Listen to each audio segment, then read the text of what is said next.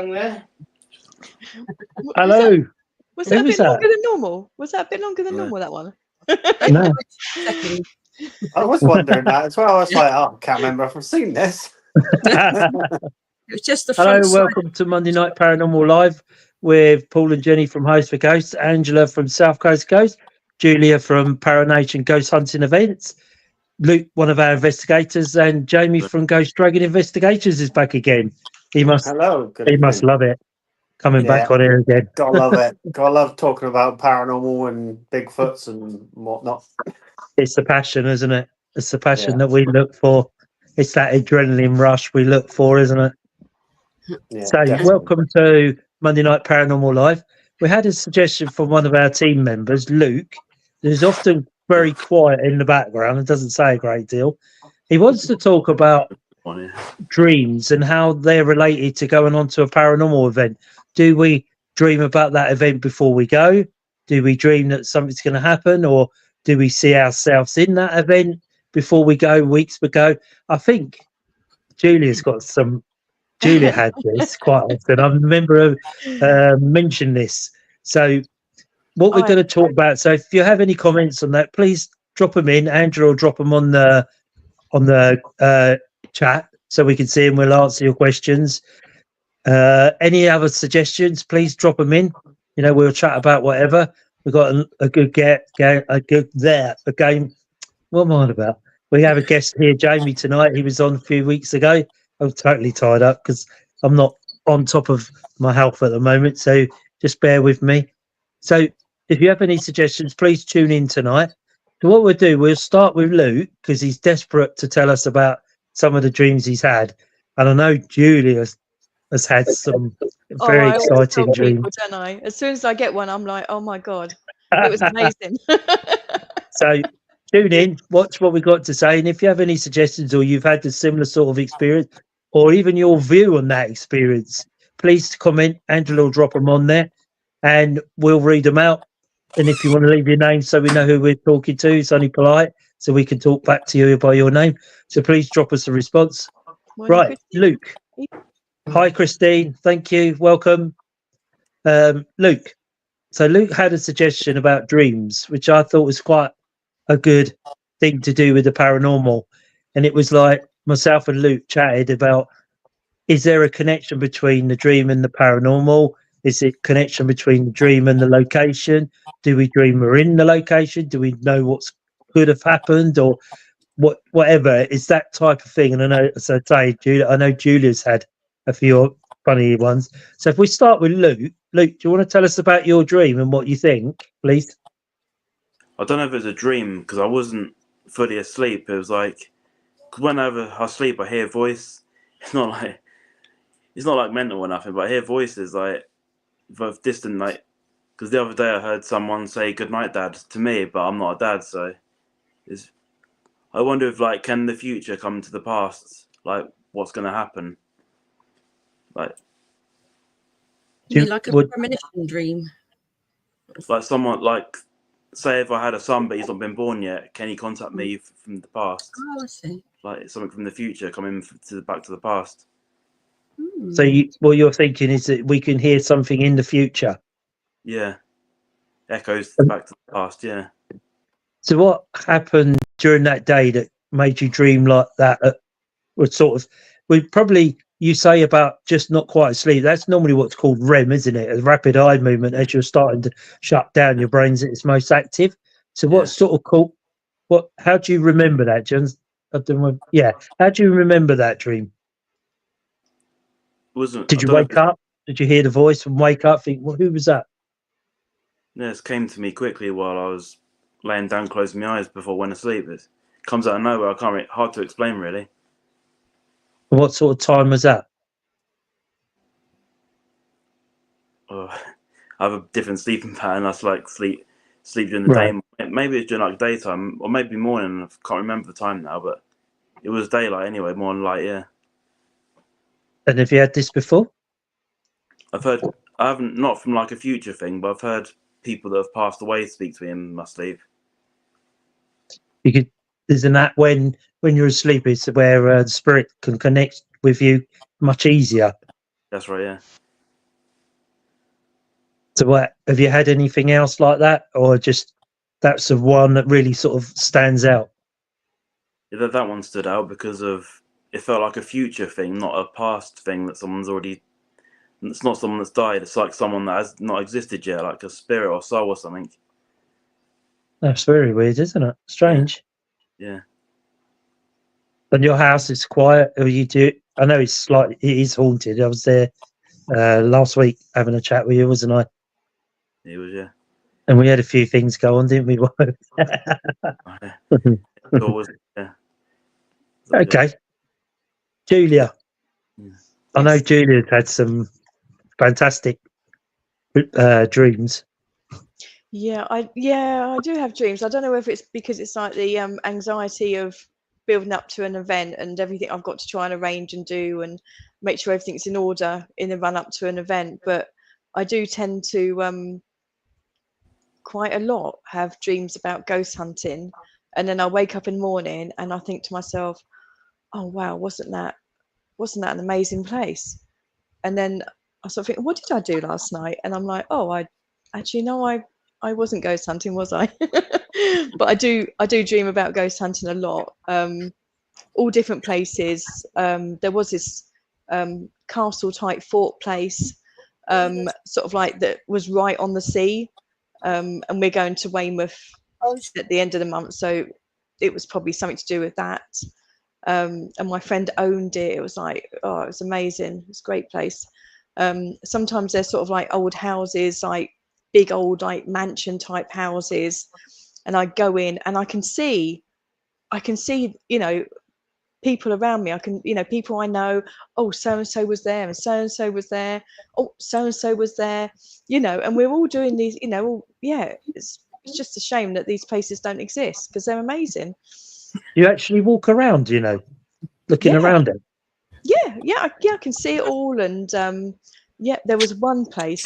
It was really amazing. It was almost like Chessington, or you know, it had like or Alton Towers. It had like the big house, and then you sort of like went underground, and there was like this cathedral thing underground. Oh, it's amazing. That was that. I think that's got to be my best one so far. There was one with Santa Claus in it, but I won't. Yes, that was good.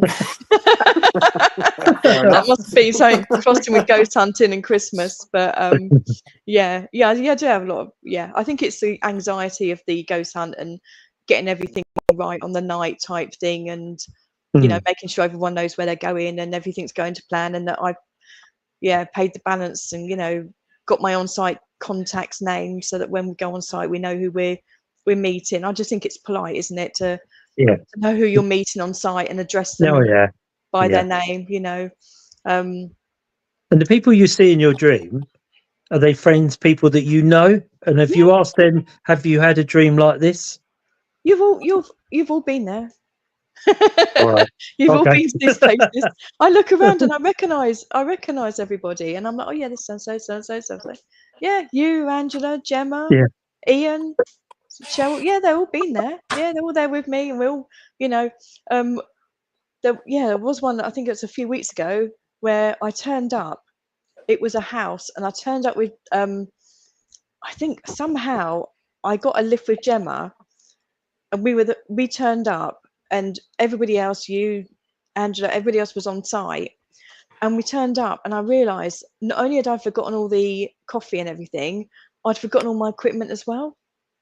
And I was like, oh gosh, you know, this is like, what are we going to do? What are we going to do? It was, you know, big old house, and it was packed, absolutely packed, and lots of people were there just because they were there. They weren't there to really go something. They were just there just because we're having an event in the evening, and they were just turned up. And that was like, yeah, that was a bit of a disaster, that one. But funny enough, one of my friends messaged me a few days ago, and she said that she did an event. I can't go into too much detail, but she did an event, and the organisers turned up, and it was an all-nighter, and they were doing breakfast as well, and the organisers turned up, but some of the team members couldn't make it. I'm going to have a dream about this tonight. Some of the team members couldn't make it, and they forgot they didn't have any food, they didn't have any any breakfast in the morning. The person that couldn't make it had all the equipment as well, so they didn't have any equipment, and they'd like an all-night event, sleepover type thing, with like no food and no equipment. So early night then. I said what I would have done is I would have sent somebody down the shops and just said, look, just get as much as you can, tea, coffee, sugar, juice, throw some cakes in, as a sweetener. Anything. And Yeah. I'll give you the money, but Hi Gemma, good evening, welcome. Gemma evening, says, Gemma. why do we dream? Jamie, what do you think?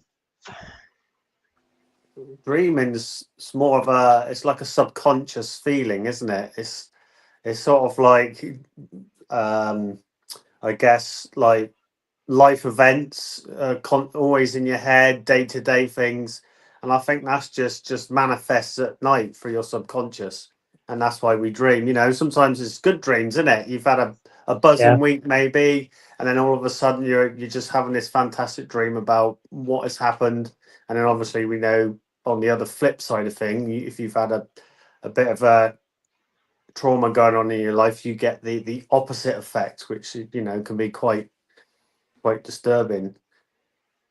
I often think like we dream at night. It's like us downloading the process that we've had during the day, and it's a way of releasing that anxiety. That there's something in the dream, like Jenny says, a lot of dreams have a message in, because that's when spirit are they're closest to you. When you're asleep, spirit can pass a message to you easier because your vibration's a lot away. Yeah. I think sometimes we have a lot going on in our life, very stressful, very, full on. Like Julia's saying, we were getting the investigations ready, it's all this stuff going on in your head. And I think there's some way you've got to release that. And I think sometimes through a dream is how you can get rid of, they used to call it the everyday chitter chatter, where we hear that chitter chatter all day, every day. And I think as you go off to sleep, you're at your most relaxed, aren't you? Your defenses are down because you're that much relaxed. And I think your subconscious mind, like you're saying, Jamie, takes over and starts to download that information. And that's how I put it together in a dream. I sometimes have a dream. I don't always know where I am, but I'm actually moving around the building. But I don't actually ever remember going in. But I remember walking around and looking around and, doing the normal bits that you would do. But I don't ever see myself coming out of the building. I only ever see myself in it for some reason. I'm not sure why. And then I can go days or weeks and not have a dream at all. Jen's are very much one for having a dream diary, because in the dream diary, you write down when you wake up in the morning, there could well be a message within that dream that spirit put through to you. We don't always remember the dream or all of it, do we? Because that's how we are. But what about you, Angela? I think a lot of dreams are sort of your subconscious is trying to sort out issues in your life, sort of things that are going on, things you need to deal with, or things that have happened. And but it sort of brings it through in weird ways, and then you have to like translate it and think, well, what does that actually mean? Like a couple of weeks ago, I had a really weird dream. All I can remember was I was in a field. It was quite a large field, nothing else there apart from grass. But there was quite a few people, and the field was full of piles of poo, which obviously had to avoid. But it wasn't dog poo, it was human poo. So I spoke to somebody about that who knows all about dreams and that. And she sort of said it's probably like where you have to avoid it, obviously, and it's people putting all these obstacles in your path that you don't want to sort of don't want to deal with, I suppose. You're just like avoiding them. But I still haven't been able to sort of work out exactly what that's about. But they can be, you just think, oh, that's a random dream, but then there's always a meaning underneath it. Do you think Sorry, Jamie, go on. Yeah, well, when I was younger, especially in my teens, I used to always have very strong dreams about being a Roman soldier. Like it was like for quite a few years, it was like I was reenacting a soldier's life. Wow. And there had been cases where I woke up with like red marks on my body from the fighting. Oh, But that only went on like into my teens, and then it sort of seemed to fade away. But like before I really studied a lot about like the Roman Empire and that, I could literally dictate like the front line, what the soldiers were doing, what ballistas they had behind them, everything. Like the smell of the fields, etc. It was crazy. It was so strong. do you think that's And from a past life? that's why I'm wondering if I had a strong connection at the time when I was younger to a spirit of a Roman soldier. Right. But I never really saw the end to it per se. I just I was in the moment in the battles and the training, but I never saw whether this soldier was still alive or not. It just stopped. Have you ever thought about going back into past life? It would be interesting, definitely. Like I say, I've got a very strong spiritual connection. And Yeah. like you were saying about like investigation and that, a lot of the time I've had a lot of dreams after investigations. Like you say, maybe I've connected to the energy of that location, and they've sort of maybe trying to tell me something that I missed because we couldn't hear or see what they were trying to tell us. Right. Mm. Gemma's put, I have had some odd things happen where I swear I'm awake, and I have heard someone at the end of my bed calling me mum. I'm hurt and scream right into my ear, lush, eating, shuffling at the end of my bed. And I'm thinking, am I dreaming it, but it feels I'm actually awake? Is it a dream or is it spirit? The last few months I've had a lot of stress. It's a It could be hard a one, bit isn't of it, with trauma and stress, because that obviously triggers a lot. And like you say, when you need that downtime, your brain is still in like 100% process mode, and you just can't quite get to that calm level of like that sleep pattern you need. So yeah. I think as well as it could be a spirit, because it could be like maybe like a guardian spirit or a loved one just trying to look after you, but in the chaos, the message is in the chaos of what you're dreaming. Because I suppose within the chaos, the message gets jumbled up, Yeah, doesn't it? Because you're it's a bit processing like it. when you're investigating. You know, if you get 2 or 3 spirits trying to talk to you at the same time, there is messages in there. It's just you got to pick between the chaos. It's like a jigsaw puzzle, isn't it? When you have to put the pieces together, Yeah, because, like you say, could be so much chaos within that one thing that you need to sort of stop and go back over. And that's, I suppose, a dream diary. You know, if you wrote down your dreams and put it in a diary, and then as you look back on it, you think, I know exactly what that means. yeah, it's true. Sometimes we have a dream and somebody says, "Oh, what was it about?" You think, I can't actually remember. It's gone, isn't it? You know, you think, we often see on the chat, Julius says, "Oh, I've had another funny dream," and sticks it on the chat, and then you read it, you think, "What on earth is that all about?" But I'm sure something in there must mean something. Whether it means something to someone else on here, or someone else reads it, thinks, "Oh, that's strange. I was thinking about that the other day," or whether that's linked. I don't know. But the Yeah, other, I tend to think mine's sort of like general stresses, like we got a ghost hunt coming up, or the stresses of that, and I also think that they're made up of like things that you've done during your day, or things that you've got coming up. And someone said to me that everybody's face that you see in dream is someone you've seen before. all right. So I don't know how true that is. And also, you can never see a clock or a time in your dream. So That's if very you true. or what's the time, you can never see a clock or see what time it is. Isn't that strange? Yeah, that's very Yeah. true when you think about it. Yeah. I can't. Do you know what? That's actually a good thing. I can't think that I've ever seen a time. Have you ever seen a time, Jen, in your dreams?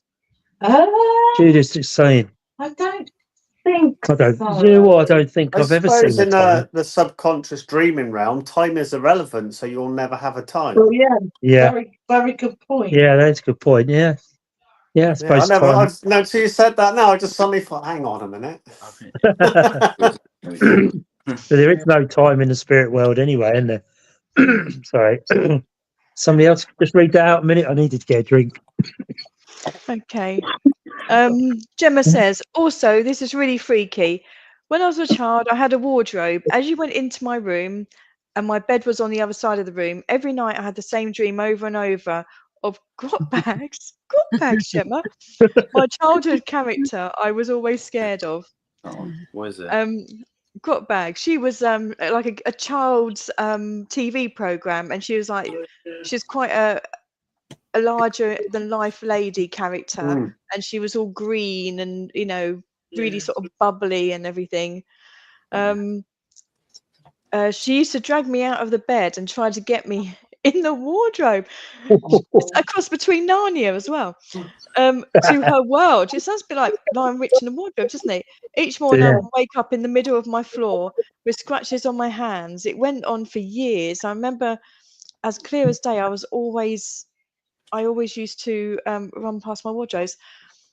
Yeah, it sounds like a cross between Grot Bags and the Lion Witch in the Wardrobe. Narnia, It does. doesn't it? Yeah, It's quite a scary dream, though, isn't it? Yeah. yeah. Especially know, if when you- it's a repetitive dream. You watch it. Yeah. Yeah. Yeah, But definitely. it makes you wonder if there's a link to something there in her childhood. Was she ever playing hide and seek and shut herself in the wardrobes, Gemma? That type of thing. And you've got about confined spaces. I'm not sure. That's a very, very odd. But why would she be on the floor? Why would she wake well, up, yeah. find herself on the floor with, did you say scratches on you or something? I think Scratches you on the said top that, of yeah. her hands. Yeah. But that scratch is trying to get out of somewhere. Yeah, but you might have been playing with spirit like I used to, because I used to have a little girl that came out of my wardrobe, and she said to me, if you tell your mum, I've got to go. And my mum came up one time and said, I could hear you talking to someone. Who have you got in here? And she's getting more and more angry, and she's looking under the bed and she's looking here and looking there. I know that you had someone up here because I heard a conversation going on. And in the end, I had to tell my mum, and this little girl went. But I also used to play with spirit children in the garden as well. Yeah, that's quite common. Yeah. My neighbours who are part of the team, their youngest, she used to bolt up in the middle of the night, sit up in the bed, and they used to see a dark figure next to her, and she'd just be waffling on about all sorts with them. I don't know. That's her. Oh, That's a blast from the that's Grot past. Bag. Okay. My Yeah. God. Where did you find that? Don't look, Gemma. Don't look. No, it was Gemma, Oh my wasn't it? God. Yeah. It was Gemma with that question, Yeah. wasn't it? So, Gemma, do you still have that sort of dream?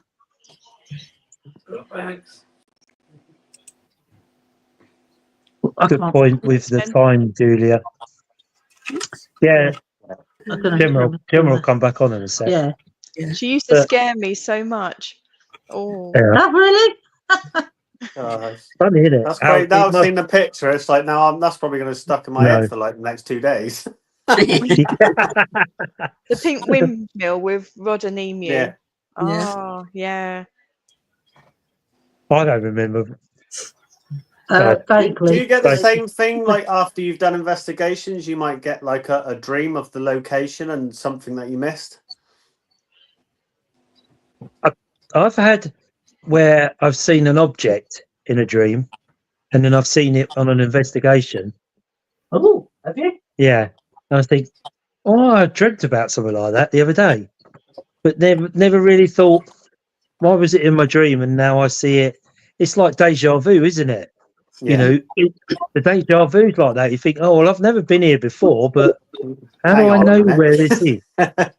Yeah, hang on. I know this. Why is this here?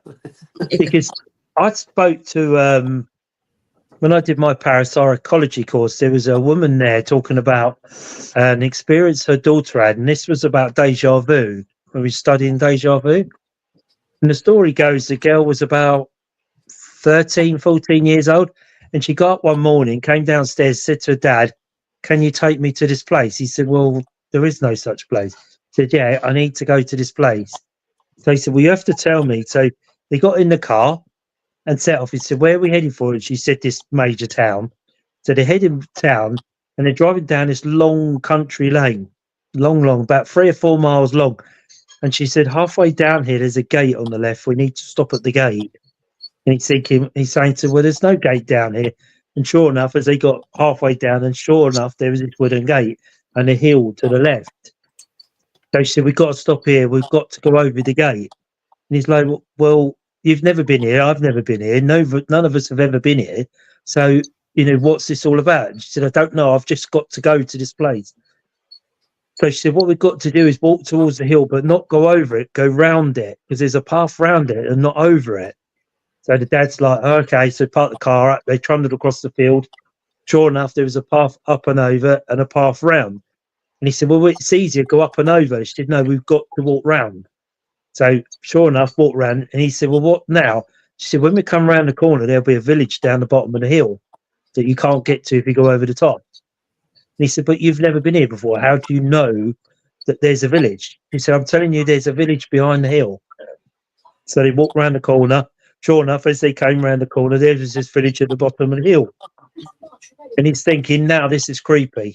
This is not, she's never been there. So he said to her, what next? She said, we've got to go to the village. We've got to go down this path, across a little bit of the brook, and then into the village. So he said, okay, he'd never been there. She'd never been there. Don't know where they are. So they've walked down the hill, gone over the brook, into the village, and stood in the middle of the village. So he's saying, well, where do we go now? And she said, we need to go to number 1 at the end up there on the right. Okay. So he goes up there. He said, what about the house? She said, there's gravestones in the kitchen. The kitchen, they use gravestones as the flooring in the kitchen. He said, how do you know that? She said, I don't know, but we've got to go in. And so they tapped on the door, and they were just renovating the house. They tapped on the door, and the lady who owned the house came to the door, and he explained to her what's happened. And she said, well, we'll just have it renovated. And fun enough, you should say that. Come in and have a look. And as they walked through the house, they got to the kitchen, and there were the grey stone floors that they'd used from the local graveyard. They'd used to flag the stones as a flooring in the cottage. And they just uncovered it as they ripped the floor up. And that's that case of she'd never ever been there before, but she knew exactly where everything was and how it was. Wow. So it's a bit mind blowing, isn't it? Really. Christine, I was asleep and suddenly woke up in the corner of my bedroom. I could see quite clearly 2 grey doves flying and disappearing into the wall. Not sure what that meant. Just strange. I woke up at that moment. I don't know what the grey doves would be about. Anybody else? No. No, I don't know. Grey doves, that's usually turtle doves, isn't it? I don't know what their symbolic meaning is. No. But to wake up at that precise moment, they disappear, or see them and then they disappear. It's very strange, isn't it? And whether I used to have those plane crash dreams, Gemma. I used to dream of plane crashes, and then within sort of like a couple of weeks, a plane used to crash. Yeah, those were quite scary, those ones. That's like seeing into the future, isn't it? Yeah, that is. That could be scary, couldn't it? If you had the chance of being able to do that. See, so the other question is, can people see into the future through a dream? Well, I got chatting to this guy once. I was just going to the shop, and he saw my jacket on the back. He goes, "Oh my God, you chase all ghosts and all this, do you?" I said, "Well, we tried to prove the theory, blah, blah." And he said, "I've never really been big on it, but I'm a massive fan of UFOs." And then he started talking about that, and he was on about how you've got this, like, cone-shaped piece of matter at the front of your brain, and he was trying to explain how that is basically dormant in like everybody. And he's convinced that if people can just tap into like 1 or 2% of that, that will give you like the power of like, say, like more than what a psychic can do. So there's a chance that you could push the boundaries and then start predicting the future. I can't quite exactly, I can't remember what he said, but he went into detail what this was here and how it was connected to this and that. And I think by that point he completely bamboozled me. It's like But it that. was, ESP, is it? Extra, you know, where people telepathy. You have ES. I'm sure it's called ESP, isn't it? is it I something can't think. sensory perception, isn't it? Perception. Yeah, Yeah, it's something like that. It's where people have that perception of something happening. They feel, well, don't go down that road because something's going to happen down there. yeah. You know, I'm sure it's called ESP, Yeah. extra sensory. Yeah, it's It's something something like that. sensory Julia, yeah, perception, definitely. it's something like that, isn't it? Where you know, You sorry, go on. do you sometimes get that though when you're say going to do an investigation, or if you're doing an event, you just like there's a sense, something that you usually do, you think I won't do that today, I've got to do it this way. Yeah, Because we've had that a few times. We've gone to a location, I'm like, right, this and this is definitely going to happen at this point, I could just feel it, and it starts happening, and you're like, well, we can't do that now, so you know, maybe we'll do something else. is that the similar sort of thing to having the feeling when you go into somewhere you think, I really don't want to be here. Something's not quite right, you know, Yeah, and that's the same as you seeing it in your head and feeling it with your body, where you think yeah, this is I'm in the wrong place at the wrong time here because something's not quite right here, you know. And it's like what we always say to going into an investigation. You know, your body is the best part of it, best equipment you could take into an investigation yeah, because it will tell you whether it's wrong or right. You don't need a yeah. £1,000 machine to tell you that. Your body will tell you the hairs stand up, don't they? Or you get your goosebumps, or you get that, oh, you know, oh, That is such a that something. feeling sometimes when the hairs stand up and you just get it go right across your shoulder blades. It's like, okay, I'm not sure if I'm enjoying this now Yeah. or what's going to happen next. And then you think to yourself, spirit close. Something's Yeah, very, very close here, you know, and your body's telling you the atmosphere's changed. But sometimes that happens, but your meters don't pick that up, do they? But your body no, picks it up, you know. oh So I yeah, would say you've got to listen to your body going into an investigation. That'll tell you whether it's a fight or flight, isn't it? Whether Yeah. you need to be in there or you need to get out. What about you, Luke? What do you think? Didn't we? I'm trying to think of the place. Was it? It's either Petersfield Police Station. You was in there. You didn't feel right. I think it was that place. That was where you started to laugh really uncontrollably, wasn't Oh it? yeah, yeah. That was And a it was strange. not. Yeah. That was very strange. So your behaviour there was very odd. You know, you were laughing and joking like you were drunk. That's I remember exactly that. how I Yeah, can only describe yeah, it. felt And that. that Yeah, and that felt was that. really, really strange, wasn't it? There, Yeah, it was. great venue, but Yeah, very Oh, we need to strange. go back. Yeah. And when yeah. we came out, it was all misty, wasn't it? Like a real horror film. We come out from Yeah. like 1 o'clock in the morning. It was real heavy mist going down the road, wasn't it? Right it next to just a makes it graveyard. worse, doesn't Yeah. it? You sit up and watch films that have mist and graveyards going through it, Yeah, and we came out of the venue and like, blimey, it's a bit foggy here yeah, after being, you know, and it was a great venue because there's a lot happened there. It was really We good had, there. yeah, we had 3 different sets of people hear a whistle in the investigation, which was really good evidence. You know, 3 different people at 3 different times heard the whistle, so it was really, you know. And if you only get one major thing like that, an investigation, that to me is yeah, great. definitely. Really good. Yeah. You know, you could go all night, but Julia will tell you about the whistle. You know, myself and Jen and another investigator in there, and literally, I got And my voice Poppy. recorder going. Little Poppy And with Poppy, you. our little spirit dog, Poppy. Little Poppy was there. Yeah. So we were sitting in there, and I was going, Spirit, can you whistle like this? And then suddenly, out of nowhere, it was literally as loud as that, and I'm like, there's got to be someone outside. Surely, and you stop to think that's a direct response to what we did. Yeah. And then we came out and said to Julia, listen to this. And Julia had heard it. And then a little while later, you went back in there, didn't you, Julia? Well, yeah, it's because I heard it and I thought, damn, I really wish that was mine. And yeah, as these hardened ghost hunters do. And I thought, oh, how does he always get this? He gets his fabulous EVP. I was like, oh, I wish that was mine. I wish that was mine. So me, Ian, and Gemma, we went back into the library, and it must have probably been about 2 hours later. By the Yeah. time we sort of managed to get back, get round and going in there, and we were sitting there, and I was like recording, and I said, well, if there's anyone there, can you whistle? Because it used to be the old stable block where the library is and the cafe is. And I can't whistle. And Ian whistled, and then it whistled. And I was like, we've got it. We've now got I've got it. We got it. We got it again. We got it again. So I had to try and dig those out. But and then I think somebody else heard it later in the night. So Yeah. it was just amazing. Cheryl's put, and we had Cheryl's music box going off, and then a little spirit girl started to sing a song for us, and we heard it. Oh, it's amazing, isn't it? It was a must go quiet back. place. Yeah, it was quite a place, wasn't it? What do you think, Luke? That's where we caught the top of the head of someone in the glass. Remember, we thought it was your mum. Yeah, like hair, yeah. But the hair was different.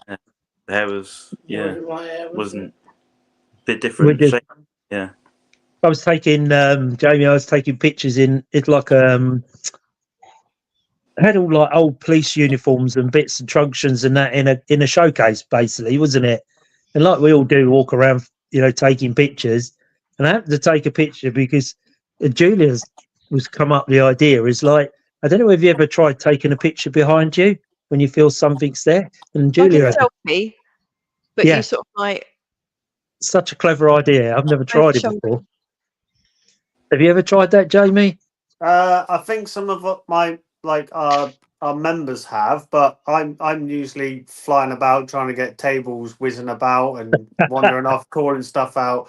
Or a lot of the time, a couple of our members, because they're quite spiritually sensitive, I've tend to got to try and push spirits away from them, especially the younger one. Yeah. So yeah, I don't really get time to start taking pictures of stuff. I'm usually doing everything else. If you get Charles, it's well worth doing it. It's a very clever idea. We never thought of doing it. Julia came up with the idea. It's one of those things we keep saying, right, we need to take more pictures this time, more pictures. And then we set up and then we start talking away and we'll get a little bit of activity through this and that. And then sometimes you just hyper focus too much rather than just right, take a step back a minute. Let's try a couple other things. And if it's not working, we'll go back to what was working in the first place. Yeah, we just tend to pull everything out the bag, and if we don't get anything, we'll just give it sort of 10-20 minutes. If nothing's happening, because I'm not very patient, we'll move on to the next area, and we just I haven't got much patience, and we just try and put everything out the bag. And the last one we did, we blew up a couple of balloons, and we popped one of those down in the dungeon dated back to 16th century. And, we were saying, come on, move the balloon. And the balloon did start to bob across the floor. And it was, underground in a dungeon. So I don't know I don't think there was any wind or breeze or anything, but yeah, that was quite good. So we just sort of try all different things and try and come up with new ideas all the time. The other good idea you had was with glow in the dark ping pong boards. Oh yes, they're great. Where they came bouncing back to you, didn't they? You Yeah, glow in the dark ping pong board. Julia threw them away. You got it on video. Threw them away, which you think the ping pong balls will just travel away, but they actually stopped and started coming back, didn't they, Julia? And you just put your torch on them to make them glow. Yeah. When it's pitch black, you can can you throw it back? Can you throw it back? You can see it going, and then you don't have to keep on shining your torch on it and seeing where it's gone. It will bounce, and then you can see it sometimes, if you're lucky, bounce back. So yeah, and because they're so light as well. They're so light. Yeah, that's what freaks people out we've like helped with events, all our tops, the names and our dragon on the badge all glow in the dark. So you sort of, as soon as the lights are out, it's just this beacon of light in the middle of the room. There's something moving around. It's me. It's only me standing here. But sometimes it's like you say, we've so hyper focused on stuff, and like we've said a few times in the team and on the events, go back to basics. Yeah. That's 9 times out of 10 you get a good response being back to basics with writing planchettes, and Julia's very good with the dowsing rods, and back to basics. We're so hyper on these thousands of pounds worth of equipment telling us what they're doing, but sometimes and I often wonder whether spirit actually know what we're talking about. If you're in a 15th, 16th, 17th century house, whatever building, whatever, do they actually know what a REM pod is? Do they know what a flashing cat ball is? We usually describe our devices as magic boxes, like on the floor, because obviously that's more relatable, especially if there's a lot of older spirits. You say, look, there's a magic box on the floor. It won't harm you, but if you go up, it will do this for you. Or that funny round sphere on the table, you can go up and just go near it, and hopefully it'll go off. We try to make basic language and see if that helps. Because we were saying, if you look at how much the dialects changed from Old English to what we speak now, we're saying, can you do this? Can you do that? Can you, blah, blah, blah, blah, firing all these questions. And but probably not looking really at you in the corner like, has he got a problem? He's not talking to me. Oi, nutter. There's that glow in the dark bloke again. Look, he's back again. Yeah, what's he on about? And we sometimes wondered that, didn't we, whether the dialect we were saying that they don't actually understand, because we're asking them to do all these things, aren't we? Touch the aerial. Do they know what an aerial is? Can you come towards the camera? Do they know what a camera is? We asked all these things, but like we were saying, go back to basics, like Julie with the dowsing rods and the writing planchette. Instead of trying to make a name, make a shape, or give us the first letter. And majority of them could move that, couldn't they? Even if they didn't understand you, they'd understand what you're trying to achieve in it. I don't know what your thoughts of that are. I wonder. Yeah, sorry, you carry on. So I was just going to sort of butt in there. Sometimes we have a glass, because sometimes they don't like the board because it's got some stigma to it. So I think even in the spirit, in the ghost world, they still got this stigma about the board, and I don't think some people probably wouldn't use it in their living lives. They probably wouldn't use it in their when they pass away either. Yeah, it's witchcraft, isn't it, back then? Yeah. So sometimes we just get a glass and we say, with the glass, can you move it and write the first letter of your name? We've also got like a writing planchette as well, but sometimes if we got some good movement on the glass, sometimes that works, but it's just trying to work out. And then someone said to me, how about taping a pen to the glass, so when it writes like the letter, you can see it drawing as well, like the planchette, but with the glass. We're going to try that next time. But it's just trying to find very things well. that work. Have you seen it work then, Jamie? We do it all the time. We do it. We just suddenly were like, well, we need because the glass on the table is okay, but sometimes it's very subjective on what they're trying to respond. If you're trying to get yes or no's, sometimes when you're asking to show you yes or no, that they might be moving around the table, and then the answers are changing. So sometimes it's a bit. I mean, we've got great responses for that, but as soon as we've explained, look, we've got a pen on here, and if you do this, it will write something for you. So they get the basic of what it does, and we've had names and numbers come out on it before. The thing we keep forgetting to do most is auto scripting. Never tried that. You never tried auto scripting? No. That as long as you've got a couple of members who are quite capable of pulling someone out, if a spirit does like get a sort of control of the pen, then it's quite safe to do. But we've actually, the first time I ever saw it was at No Fort, funny enough. And I won't say just in case you do do some writing now, I won't say, but what I saw happen with the way the pen changed in her hand and started basically self-writing before she was even moving was incredible. Wow. It was just, and we'd never seen it before, so of course I'm stood there like, whoa, what the hell is this? What's going on? And her fiance's going, he was quite a big skeptic then, and he's like, I don't know what's going on. I'm gonna freak out now. This is this is not normal. And then obviously they pulled her out, and she was in tears. She didn't have a clue what was going on. She couldn't remember anything that was asked.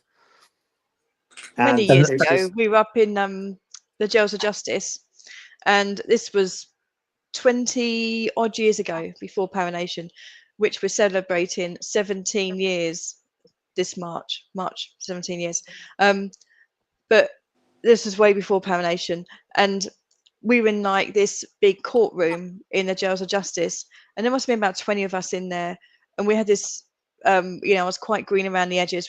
Everyone had a piece of paper and a pen, and you just sit there in the dark, and try and relax and clear your mind, everything. And I didn't really have much success with it, to be fair. I just felt it was an hour sat in the courtroom, so the host could just have a bit of a break, really, and it passed an hour.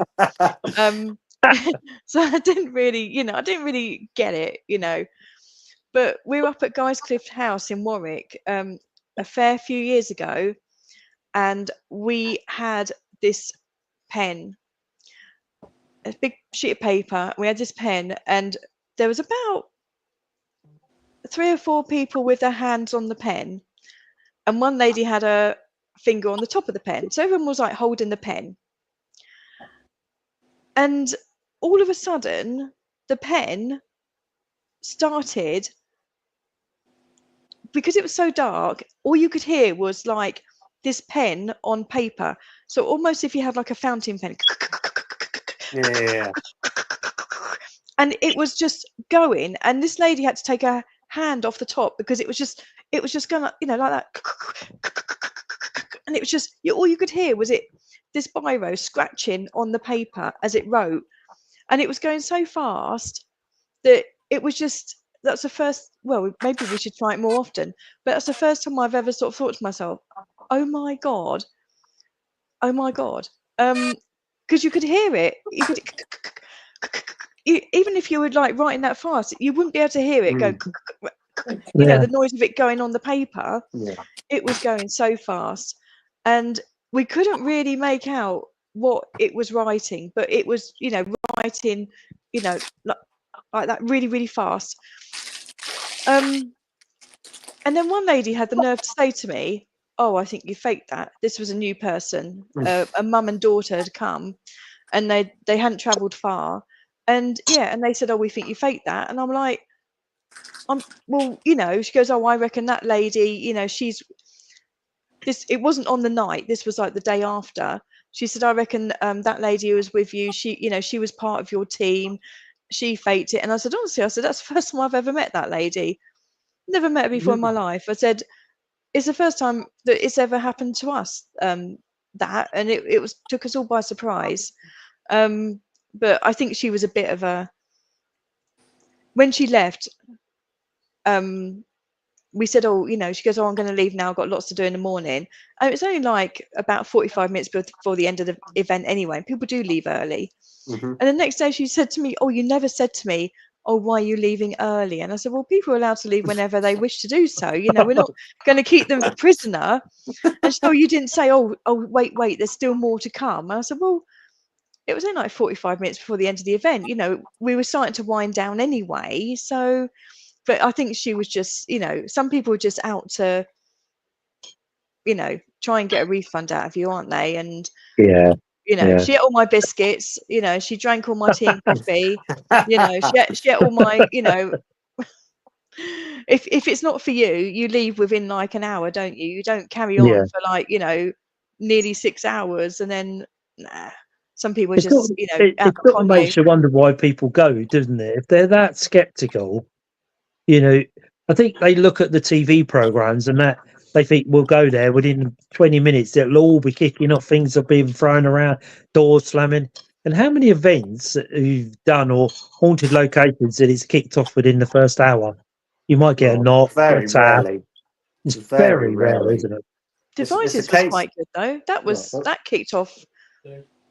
We I was upstairs with a group of new people, and we were sort of like just doing like planchette and this group. I thought they were going to be hard to manage, but they said they'd all been ghost hunted before with other groups and that. So I thought, oh, they probably got quite high expectations. So we'd try and pull with stops out and try and do everything we can. And we were doing the right. I said, oh, well, let's try. We did the glass. I said, oh, how about the right planchette? Did the right planchette. It was spelling like help me, help me, help. And then the curtain swish. We heard this scream. I said to Gemma, start knocking. So she was knocking, and it was knocking underneath the table. And this lady sitting next to me, I think her name was Donna, she said, oh my gosh, she goes, we've been on loads of ghost hunts, and this is probably the most active one that we've ever been to. And I said, I looked at picked my phone up, and I said, well, we've only been going an hour. I said, we might not get anything else for the rest of the night. I said, but yeah, it's been a good hour so far, hasn't it? I think also when you've got guests, it's how open-minded they are from the very start. Yeah, definitely. When we're around people, even when we go on people's events, and we're usually like, oh, you seem like what do you say? And I say the best thing you can do is just be completely open. If you hear something, it might not be nothing, but if you try communicating, I said get your energies aligned. I said then hopefully you will find something. It is about raising your energy, isn't it? If you're positive energy, spirit will come to you, won't they? You think, oh, that's a nice energy. If you're very negative or very skeptical, and I mean, I go in an investigation and I'm very skeptical at the beginning because I don't have to prove the house is haunted. I want the venue to prove to me it's haunted.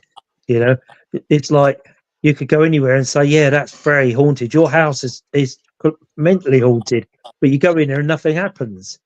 So you want the house to prove to you that it's haunted. And some people, they're only there for the girlfriend or the wife wanted me to come because she didn't want to come on her own. So there you're straight into a bit of a downer because he's standing there going, well, it's just not for me. It's not what I thought it was going to be. That's your break. That's your break in the connection. Yeah. And spirit are not going to come and interact with you when they've got you. They can see that sort of dark, whether they can see how we are or they just see us as an energy form. They might look at it and think that's very dark. I'm not going to go towards that. It's probably the same as our perception of people. When they go in, if they're feeling like someone's being negative towards them, they pick up on it and think, why should I use my energy to interact with you if you're not giving me that vibe you want to come here and try and communicate? But then you notice what we do as a human, we cross our arms across the solar plexus, don't we? Yeah.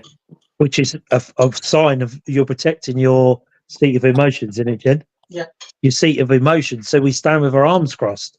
So you become very defensive because your body tells you, I don't really like this person. There's something about them.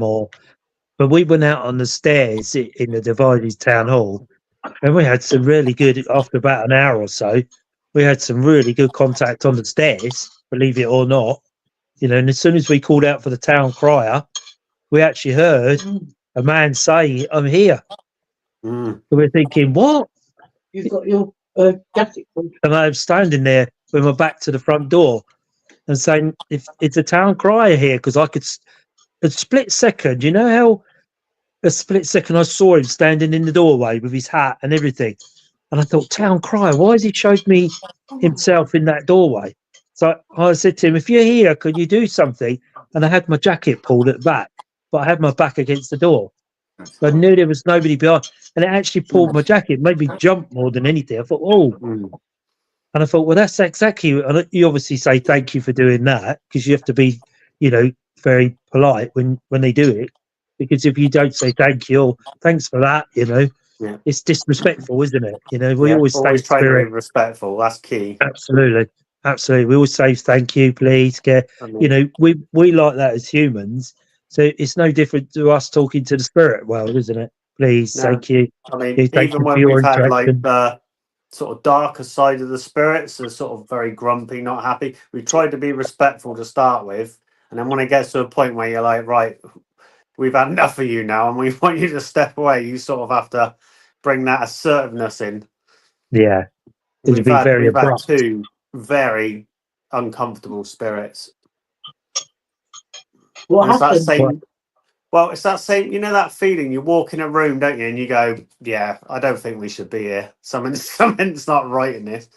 We had one in a private one in Lyme Regis and Dorset, and we found a lot of very dark history about that place. The spirits told us all what this one spirit was basically very controlling of the area, and just diving into the history, it was like it's not very nice what we found out about the place. Mm.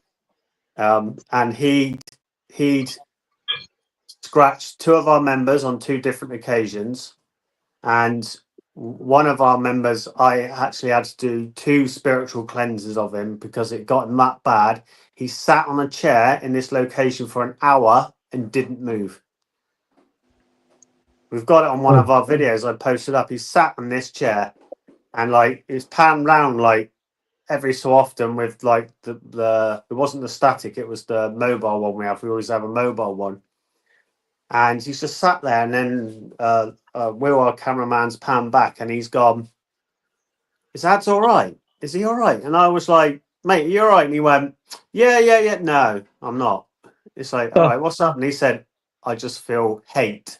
I feel angry." He said, "I oh, just don't feel great." And it's like, okay. And he says, "But I can't move. I just can't move." And he sat there with his arms like on his knees, and you can see him like scrunching his hands. And within that, sort of like you could feel like some of the devices were basically like trying to say not so nice things in the area, really trying to amp up the negative sort of atmosphere.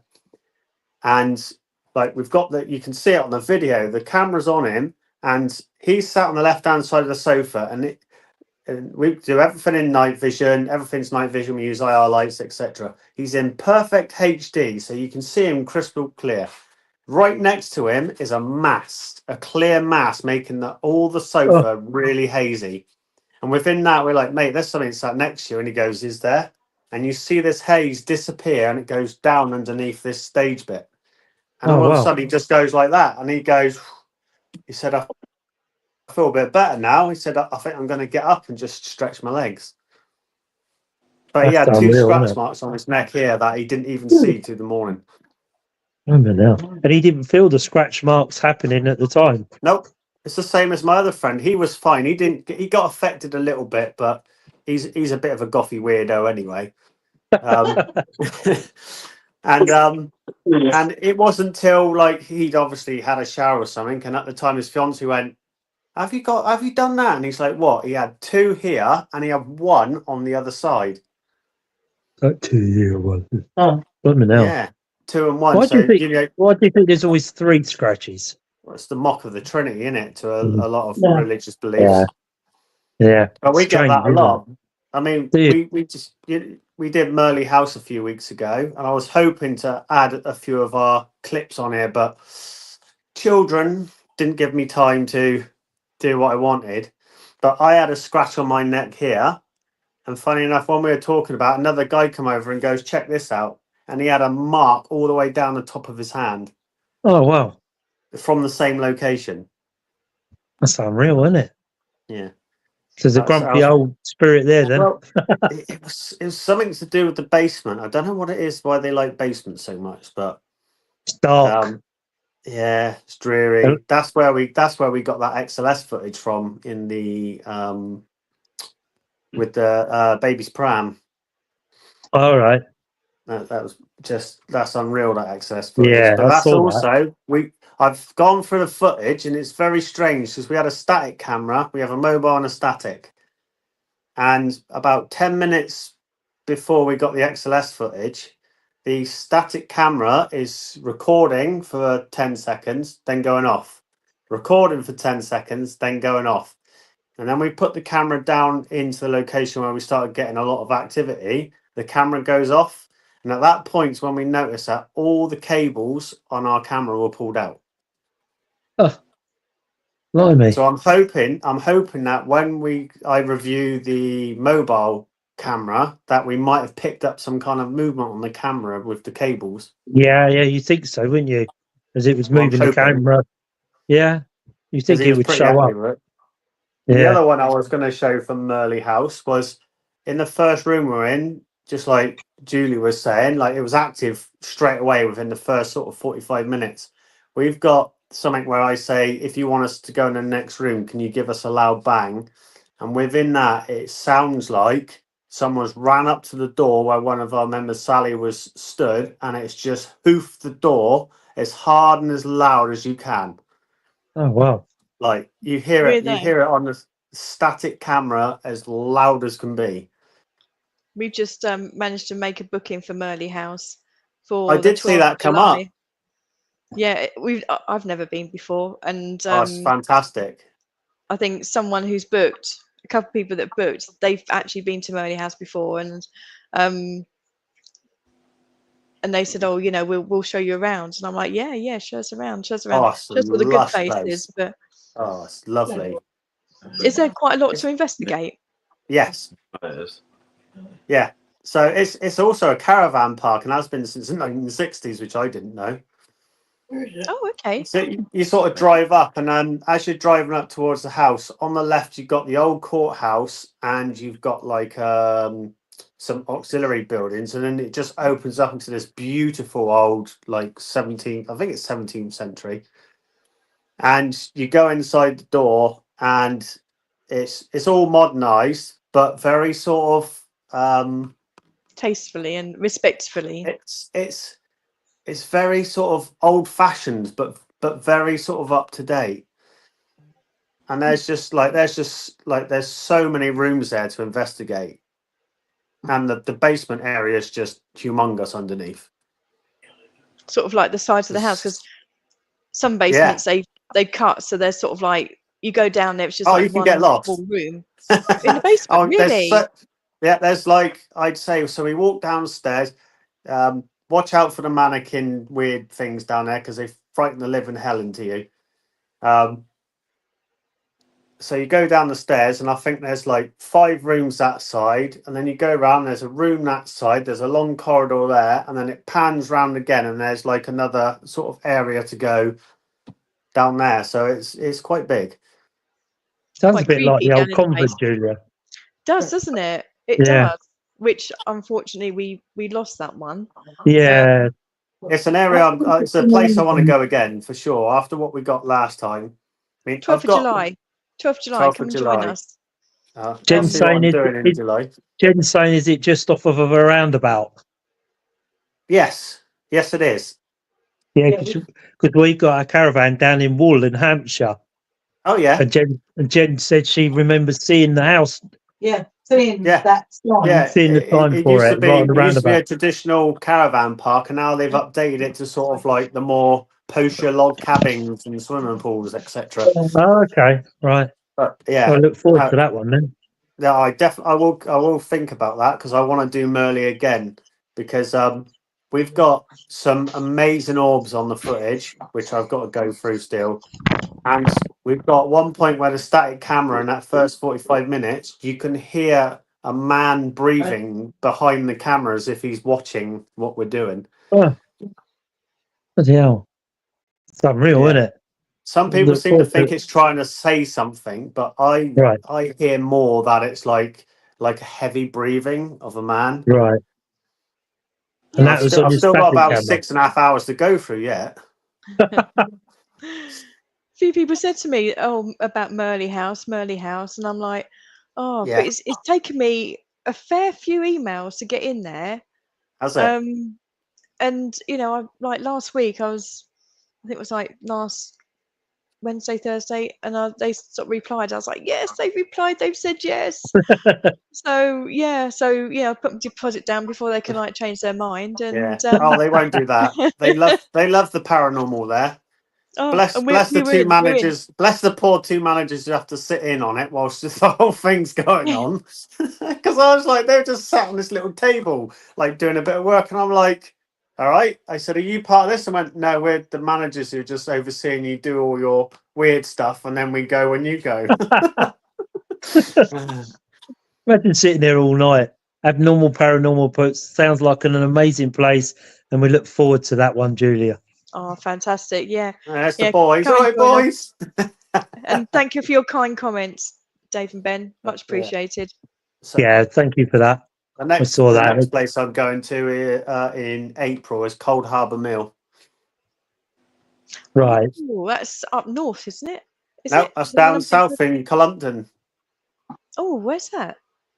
So it's just off of the M5, just down from Wellington. It's called Cold All right. Harbour Mill, and it's the one of the oldest textile mills in the UK still, and it still manufactures 4 types of textiles in there. Oh wow. So it's got like a little cafe place. You can go there and do like little tours. It's got a World War shelter still in it, and the guy that owns it is currently trying to renovate a lot of the old steam stuff to get it like on show. Oh wow. It's That an sounds interesting. That's an interesting place. Because we did the mill in Petersfield, the old silk mill, wasn't it, Julia? Oh, Where you're was right. that? Yeah, Whitchurch. Richchurch, that's it. Sorry, yeah, yeah. yeah. That was a really interesting place. That one, wasn't it? Yeah, Yeah. we've also done. I don't know if Paul's ever done it, but we've also done Warmley Clock Tower, which Yeah, that's on Mm. that's on our a mill. agenda. That's over sort of on Bristol. the way to Bristol way, isn't it? Yeah. Bit The of the thing I Bristol. the thing I find difficult is the distance. Yeah, I'm like fairly central, but we've got people come in. Like Paul comes a hell of a way. He has a really Paul and Jen have a real long trek. Wherever we go, if we're just sort of down in, For about 2.5 hours. We're down near Gatwick. how are you? Oh Christ. Yeah. Before there. Before that, and we travel around the M25 over the M3.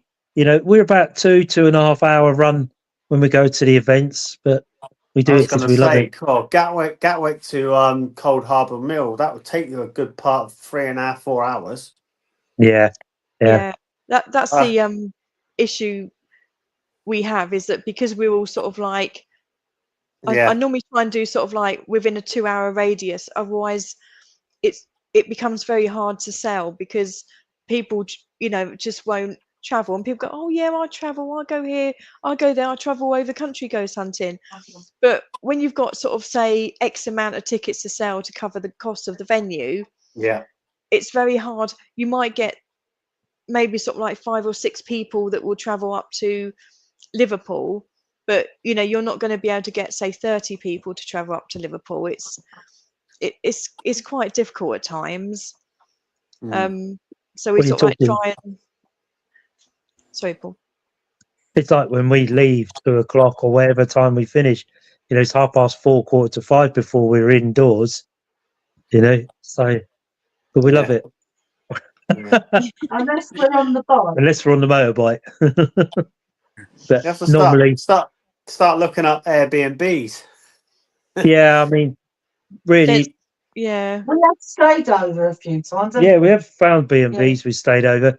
We try and head, because if we're at the caravan in Wall, we're sort of quite a way down towards a lot of the events. It's a Yeah. 40-minute drive into Havant, Portsmouth, that sort of area. So if we're at the caravan, it's ideal. Like not the fort, it's in Yeah. Weymouth, and we're 20 minutes from Weymouth from the caravan.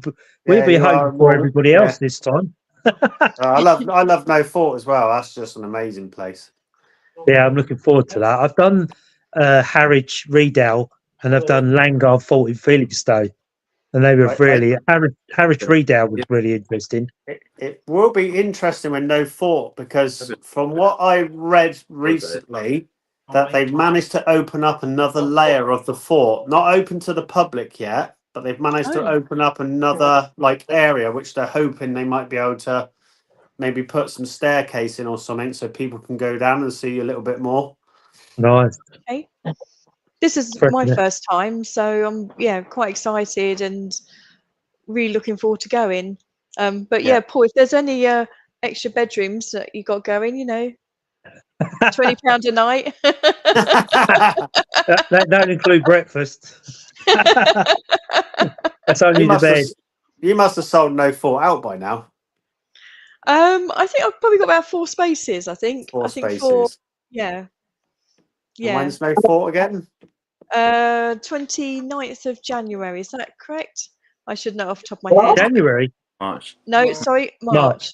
It's been a very long day. Very, very long day. Abnormal. Oh, I missed that. Abnormal Paranormal said, if you ever get something up north and need help sharing it, etc., we know a few groups up north that would be gladly help with that, Julia. We do. We've had a few groups from Lincolnshire and all of, Highland Paranormal from Scotland. They've all said that, we get anything there and they'll be on it, they'll share it, and it's the same as you, Jamie. If we can share it out on the Monday Night Live and all of that type of thing, tell people where to go on your website or your Facebook page. Well, and the then crazy thing, I said about we got that charity event coming up with the medium, the international medium, but that's like almost booked already. We've still got 2 months to go. Nice. I'm just trying to talk to the venue on how many people can actually be squeezed in. More the merrier. More energy. I spoke to Mel the other day and she said if you ever want a medium come on and have a chat, she's more than happy to come on. Yeah, we'd be interested in that. Yeah. What was her second name? Lovely. Melanie Kellaway. She's from... Okay. Yeah, she's interested. I mean, we do all things like, well, we do all things paranormal.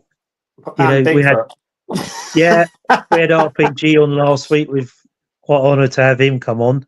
That was interesting, I have to say. Wasn't it? Yeah. His take on the paranormal was interesting, wasn't it, as a child growing up? Yeah. I mean, going to the Atmaville Horror House was just, that's just like you jealous. Very jealous. It's another level, isn't it? I've always wanted to go to the Waverley Hills Sanatorium. That's where I'd like to go. That's on the top of my bucket list. So next time, asylums, I've done one down the other side of Guildford once, and that was the most scariest thing I'd ever done. Yeah, we went in there. They were working on it, a workman in there, and we were asked to go in there because the workmen refused to work there because their tools would go missing. They couldn't find them. They'd turn up somewhere else, and all sorts of weird and wonderful things went on. And it's the only place I've actually been where we obviously, why we go at night or when it's dark, I really don't know, but we do, don't we? We plunge into the darkness, and we walked in there with torches, and it's just like nobody had left. The reception book was on the desk. There was scary. And off to the right, the beds were all there with the corners of the covers folded over, and the cutlery was all in the kitchen. And bearing in mind, this place had been shut, what did he say, 50 odd years, I think, something like that. And it was the most scariest place. When you walked in, you think something's going to jump out and get me. I just know it. I just know it. And always that feeling, when you open the door, it goes, you think, well, that's all I need, isn't it? Yeah, a creepy horror movie now. This is a creepy horror movie now. Why am I here at 11 o'clock at night with creaking doors and the place looks like there's still people here? Have you been to that World War II village somewhere down in the south? Is that Tyneham Village? Yeah, that's it. Yeah. Me and Jen went there. I think Julia's been there. I've been there. Yeah. Have you? Yeah. Well, that's something I keep like our lot. Just like we need to go there. But it's like set time visits now, isn't it? It's not always open anymore. I don't think you can really get in. You can probably get in the schoolhouse, but I don't think you can really get in anywhere else. I went, it was all fenced off, and that was ago. All the roofs are taken off, and they're just like empty shells of buildings, really. And you can't. They've got like wire fences around them. You can get in the schoolhouse. I think that's the only one. Right, yeah. But you just feel like you're being watched, all the way up that little road. Yeah, Oh, you know you're Then being watched, don't you? It's on MOD Well, land, isn't it? yeah, I was going to say that's MOD, isn't it? So they'll be watching. Wouldn't you Yeah. like permission to go there in the dark though? Into the church, into the schoolroom, Oh, just Yeah. wander amazing, around, wouldn't it? and wouldn't Oh it yeah, just? you get to church. Yeah. Yeah. Because the church is just slightly opposite, isn't it? And we walked in the church, a fantastic church, beautiful inside. You know, really is a beautiful church. But it's the place where you think, if only we could get there in the dark. Mm. You know, that's the place you want to be, because I'm sure things happen there in the dark, like we all know. Any more comments, Yeah. Angela? Going back a long time ago, when we were talking about dreams. Oh yeah, Sarah was saying that she dreams of things that are going to happen in the future, but not to herself, but for friends and family. Yeah, I get that. Amy told me about the dream she had the night before our dog died. She dreamt that she was telling people that our dog had just died, and then woke up the next day to find the dog died. And she had a similar dream about Darren as well. She dreamt oh the night wow. before that he died that she was aware that he was dead. Can you make sure she doesn't dream about us then? Because there seems to be a bit of a trend going on there. Oh, I dreamt that you were dead once. I thought, Oh, Oh, that's great. charming. Right. Maybe that's when he had his heart attack. Yeah. Yeah. Yeah, well, maybe that's like someone like watching over you with that, just giving you that little subconscious knock that something's going to happen. So preparing your sort of mind for it. Yeah. Could Darren be. used to say though that Amy had some gift and that she should develop it. I remember he used to say that when we were at Waverley, and I was saying, I don't know who I was speaking to. Was I speaking to you? I can't remember. It's been a long day. That maybe we'll do Waverley when the weather gets a bit warmer, and that'd be nice. Yeah. You ever been there, Jamie, to Waverley Abbey? No, I haven't. You need to come down there when we're down there. It's like the bucket list just keeps growing. Yeah. But Like, every time we've Yeah. been there, we all feel there's so many different layers to this place. It's, you know, it never fails to turn up something when we're there. I You know, think sometimes with a location, when you've investigated it a couple of times, I think because a lot of us are very open and get good connections with the spirits, I think you just slowly bring like barriers down. So then you keep uncovering the layers of like the history. and we do, and they were filming there the last time we went to go there. They were filming witches or something, weren't they? There was it. Yeah. Was it Gemma that Yes, went there yeah. and it was shut because they were filming witches or something there? But it's Oh, were quite they? a place. Yeah, it's quite a place. We ended You up know, at the gunpowder mills instead, didn't we? Because that's right. we couldn't gain access. That was Yeah. a good place. That- Enjoyed that. Yeah, you had a good night there. I was watching the live from there. Yeah, there's a good. Anyway, any more? Thank you, Sarah. Sorry, didn't acknowledge you. My bad.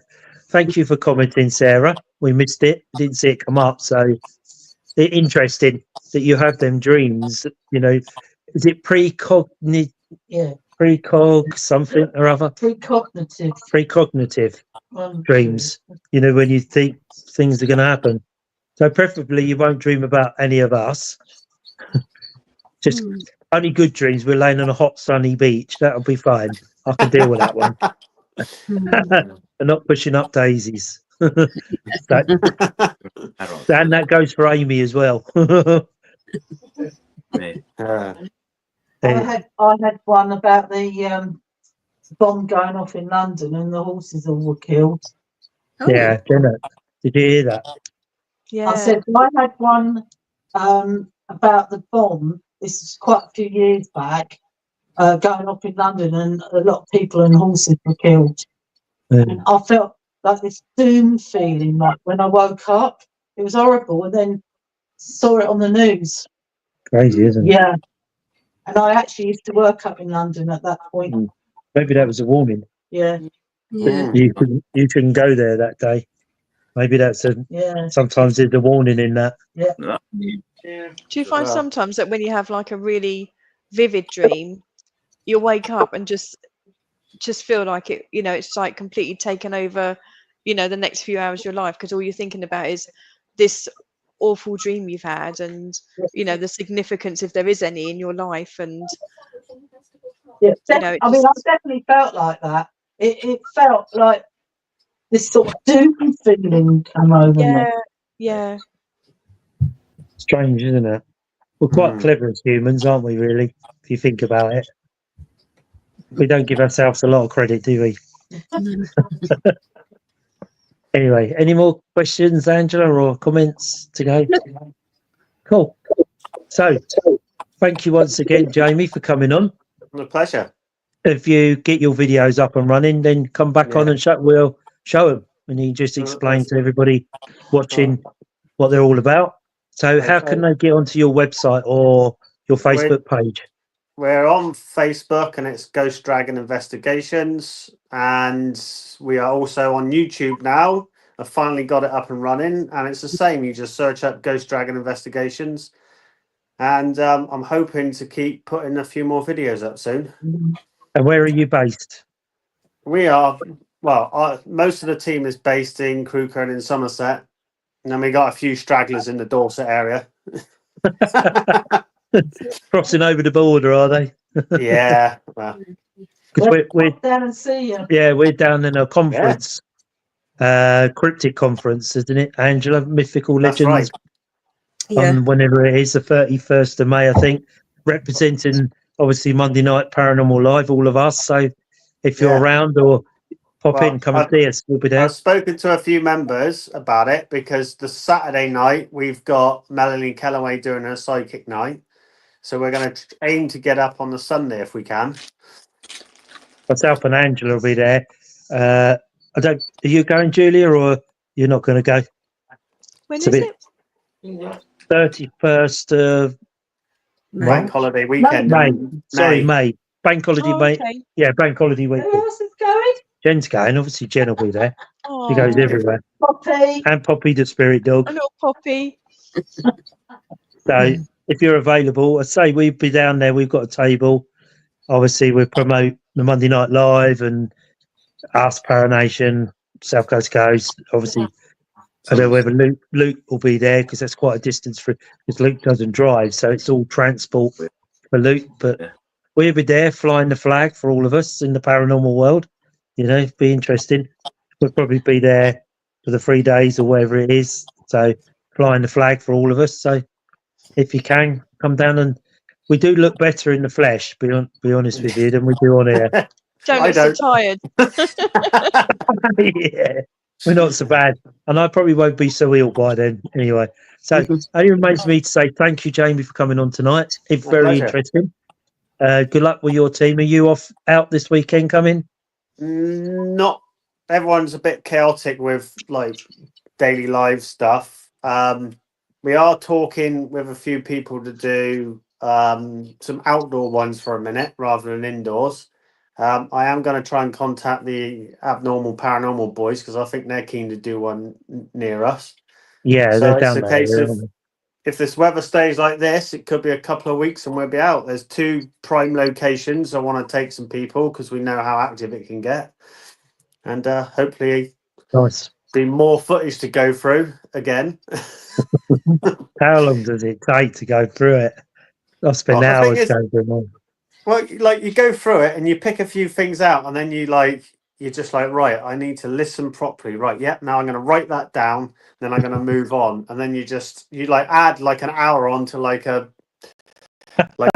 6 hours of it. Yeah. Because you've fallen asleep. Or you nodded off halfway through. What did I that try say? I not thought I to. heard something.